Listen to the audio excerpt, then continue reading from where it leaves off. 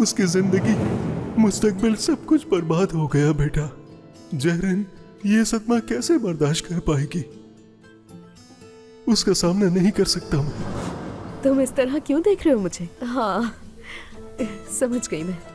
मुझे यूं देख के इस तरह सोच रहे होगे कि ये कैसी बातें कर रही है, लेकिन फिक्र मत करो, ये सब कुछ आरसी है। जल्द अपने पाँव पे खड़ी हो जाऊंगी मैं। हाँ बिल्कुल, क्यों नहीं खड़ी होगी तुम दोबारा, बल्कि बहुत जल्द।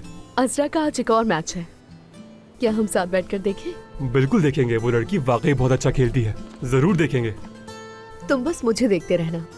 इस हालत के बावजूद भी मेरा स्पिरिट और हाई हो गया, और अब जब खड़ी होंगी तो तूफान बन के मैदान में उतरूंगी मैं।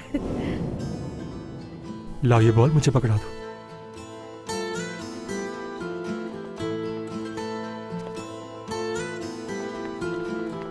अब हम साथ मैच देखेंगे।